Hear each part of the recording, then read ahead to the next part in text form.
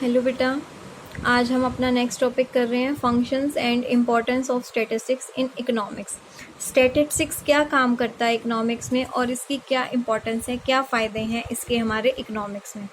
इन्होंने कहा following words of the professor टिप्पत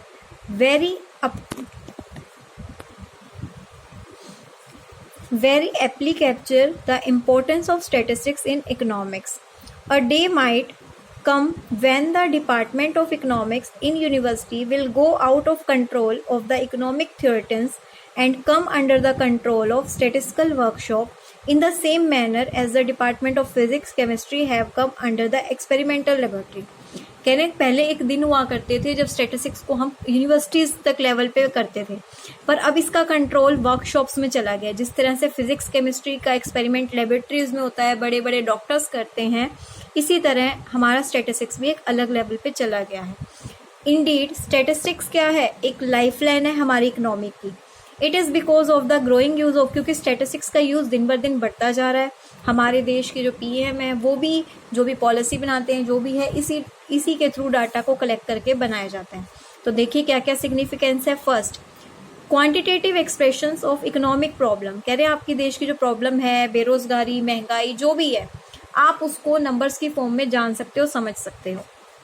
consider any, कोई भी इकोनॉमिक प्रॉब्लम लीजिए, अनएम्प्लॉयमेंट, बेरोजगारी है, महंगाई हो रही है, प्राइस बढ़ रहे हैं, श्रिंकिंग एक्सपोर्ट कम हो रही है, आपके देश के बाहर ज़्यादा प्रोडक्शन करके भेज नहीं पा रहे हो। तो सबसे पहला आपका टास्क क्या रहेगा, ये समझने के लिए क्वांटिटेटिव एक्सप्रेशन क्या है, क्या मैग्नीट्यूड है, आप उस प्रॉब्लम को अंडरस्टैंड करेंगे। ठीक है। For example, if it is the problem of unemployment, we make its quantitative expression बनाना होगा। कितने परसेंट पॉपुलेशन है, पहले कितनी थी, किस ईयर में क्या पॉपुलेशन रही, अब कितना चेंज हुआ, वो सारा हम किस परसेंटेज एवरेज की फॉर्म में तो कर पा रहे हैं, स्टैटिस्टिकल फॉर्म में कर पा रहे हैं।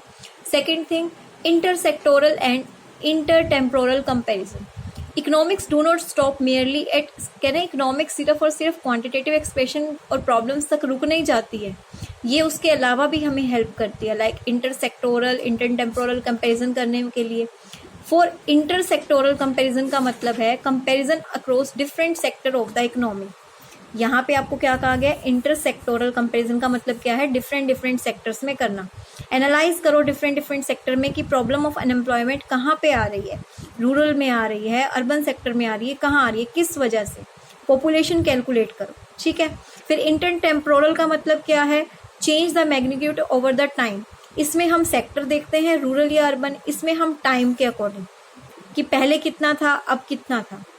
डिफरेंट प्लान बनाए गए, कौन से प्लान में कौन सा प्लान सक्सेसफुल रहा था। फिर working out cause and effect relationship. कह रहे हैं इकोनॉमिक्स ये ट्राई करने की कोशिश करते हैं कॉज और इफेक्ट क्या है, किस वजह से, क्या अगर ये सिचुएशन आई है तो उसका क्या कारण रहा होगा। This enables them to attempt an effective diagnosis of the problem and accordingly to suggest some effective remedy. Remedy होते हैं सुधार। पहले आप उस प्रॉब्लम को समझेंगे, डायग्नोस करेंगे, फिर उसके सुधार निकालेंगे।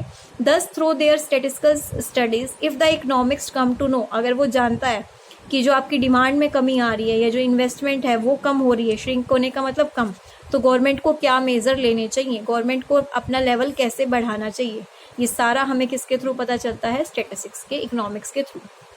क्लियर है। उसके बाद कंस्ट्रक्शन ऑफ इकोनॉमिक थ्योरी। कह रहे हैं स्टैटिस्टिक्स हमें हेल्प करता है इकोनॉमिक नई पॉलिसी बनाने में। ये इस्टेब्लिश करता है एक रिलेशनशिप जिसमें हम क्या करते हैं, अपने डाटा को एक कंक्लूजन पे ले जाते हैं इकोनॉमिक सिग्निफिकेंस के लिए। सपोज कीजिए इन्वर्स रिलेशनशिप होता है किसमें, प्राइस और डिमांड में। जैसे कि हमने माइक्रो इकोनॉमिक्स में पढ़ा था थ्योरी ऑफ डिमांड कि अगर जैसे जैसे प्राइस बढ़ेंगे तो डिमांड क्या हो जाएगी, कम।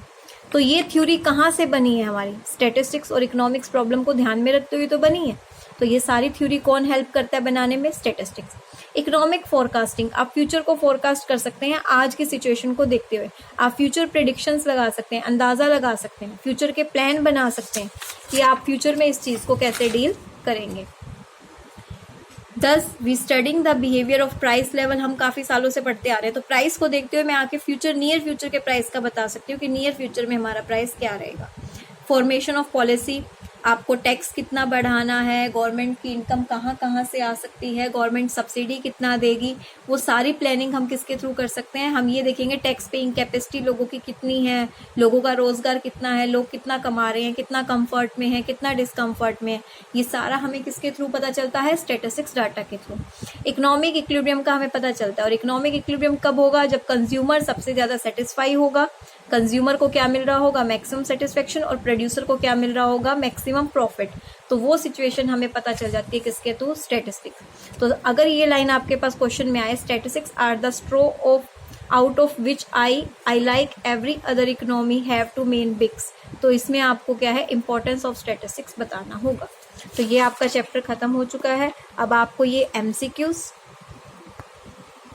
फिलिंग द ब्लैंक्स और ये जो ट्रू फॉल्स हैं आपको ये करने हैं, और ये 1 मार्क क्वेश्चन भी आप कर सकते हैं। 1 मार्क के जो ये क्वेश्चन दिए हुए हैं, डेफिनेशंस दी हुई हैं। आपका टेस्ट है मंडे को आपका इस चैप्टर का टेस्ट रहेगा। Thank you.